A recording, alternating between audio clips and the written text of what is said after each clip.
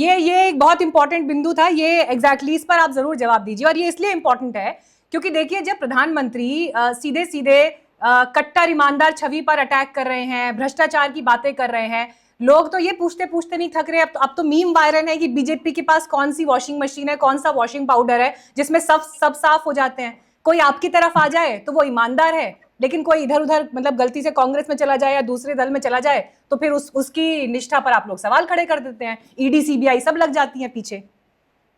नहीं, अभी रिसेंटली प्रफुल्ल पटेल जी के भी सारे केसेस वापस हो गए ना, सब फाइलें वाइलें सब बंद हो गई।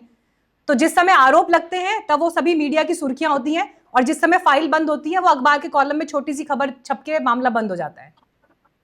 देखिए, ईडी सीबीआई अपना काम जाने, अधिकारियों को ये समझना चाहिए, सत्ताएं जो है ना, जो राजनीतिक दल की सत्ताएं आती जाती रहती हैं। ठीक है, अगर कोई अधिकारी इस प्रकार का कार्य कर रहा है कि जो कि कानूनी रूप से उसको नहीं करना चाहिए, तो उसका नतीजा भुगतने के लिए वो तैयार भी रहे। ये मैं जानती हूँ, क्योंकि इस अब मैम, अगर कन्विक्शन रेट का डेटा अभी खोल देंगे ना, तो फिर ये डिबेट अलग से 1 घंटे की सिर्फ कन्विक्शन रेट पर चलेगी।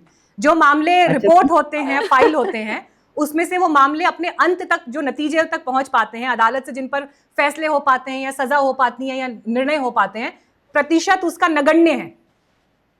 तो ईडी सीबीआई के ऊपर तो मैं क्या टिप्पणी करूं भाई, वो अपना काम करे। मैं तो भारतीय जनता पार्टी के ऊपर बोल सकती हूँ, मैं उसकी प्रवक्ता हूँ। मैं इतना कह सकती हूँ कि कोई भी सरकारी अधिकारी को कोई ऐसा कार्य नहीं करना चाहिए कि कल को अगर सत्ता बदलती है उसको कटघरे में खड़ा होना पड़े। दूसरी बात यह है कि अभी अनुमा जी ने बोला कि भाई बहुत सारे लोगों को भारतीय जनता पार्टी जो है अपने दल में ले लेती है। भाई वो आना चाहते हैं, वो हमारे मिशन विजन आइडियोलॉजी को फॉलो करना चाहते हैं, तो आए।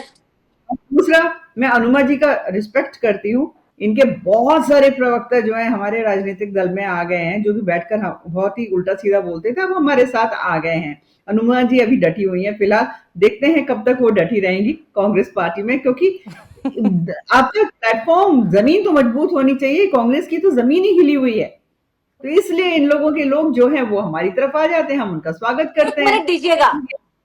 देखिए, अब ये मामला देखिए यहाँ पर ये है कि बीजेपी पर विरोधी आरोप ये लगाते हैं कि आप लोग जो है दूसरे राज्यों की सरकारों में तोड़फोड़ करते हैं। यहाँ तो आपने डिबेट के पैनल में ही मतलब तोड़फोड़ शुरू कर दिया अनिला जी। ये तो मतलब ये मतलब इसको क्या, ठीक है? एक मिनट जी अनुमा जी।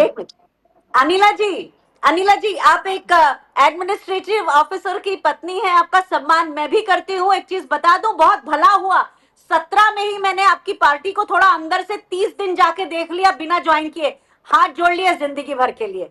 तो मेरे बिल्कुल क्लियर और कॉन्सेप्ट क्लियर है मेरे। मैं बिल्कुल सही जहां पर हूं, वो मेरी सबसे पसंद की और मेरी बहुत प्यारी पार्टी है। आपको जो लगती हो मैं यही रहूंगी, क्योंकि मैंने आपका 30 दिन में जो देखा उसके बाद मैंने लिटरली हाथ जोड़ लिए। और आप वहां हैं, आपका सम्मान है, आप जहां रहे वहां सम्मान है। आप एक अच्छे एडमिनिस्ट्रेटिव ऑफिसर की पत्नी है, पर आप एक ऑफिसर के बारे में कह रही है तो उसके लिए बचा जाइए, क्योंकि ऑफिसर की गलतियां नहीं होती है, सब पॉलिटिकल विल से चलता है, आप भी जानती हैं। चलिए आइए मुद्दे पर लौटना है, ठीक है? निमी जी, क्लोजिंग रिमार्क्स के लिए आ रही हूं अब मैं। देखिए, अब जिस तरह से प्रधानमंत्री ने चुनाव प्रचार की आज से जो शुरुआत कर दी है, अगर उनके बयान को ही अब आगे बीजेपी के चुनाव कैंपेन का थीम माना जाए, और मैं अगर आपसे ये इस वक्त कहूं, आई नो कि आप इस बात को मानेंगी नहीं, लेकिन चलिए अभी के लिहाज से हाइपोथेटिकली अगर ये सिचुएशन है कि प्रधानमंत्री जिस शीश महल के बारे में आरोप लगा रहे हैं और उनकी पार्टी अब उसी को आगे जब कंटिन्यू करेगी दिल्ली के विधानसभा चुनावों में, और अगर एक हद तक दिल्ली की जनता जिसने ये सब चीजें देखी हैं वो भी इससे कन्विंस हो जाती है, तो गद्दी हिलने का डर तो फिर आप लोगों के भीतर भी होगा ही। मैम मीनाक्षी, हमें इस बात का कोई भी डर नहीं है, बिकॉज ये बहुत ही सुपरफ्लुअस इंसिन्युएशन है, बहुत ही उथला जिसे कहते हैं ये इल्जाम है। और जहां तक आपने सवाल पूछा था अनिला जी से और अनुमा जी से, मेरे ख्याल से बहुत मुश्किल सवाल पूछ लिया था आपने, बिकॉज इनकी पूरी पॉलिटिकल खास तौर पर भारतीय जनता पार्टी की वो इस कदर निचले स्तर की है कि उनमें से कोई भी सीएम पद बनने के उनका फेस लायक नहीं है। और ये लोग बहुत कम काम करके बहुत ज्यादा श्रेय लेना चाहते हैं, और ये सेंट्रल एजेंसीज का दुरुपयोग करते हैं और अपनी गलत बात को भी सही ठहराते हैं, और इसके बाद ऑडेसिटी के साथ, अप्लॉम के साथ वो कहते हैं कि हाँ हम करते हैं और हम, हमारा मिशन है और विजन है। और देश के लोग बहुत समझदार होते हैं, लोगों की कॉमन सेंस को इंसल्ट न नहीं, करते लेकिन हुए मैं कहना ये तो मैम, चाहूंगी जो मेरा सवाल था, ये तो आप लोगों को भी दिख रहा होगा ना कि कांग्रेस और आप अलायंस में तो लड़ नहीं रहे, वोट तो कटेगा।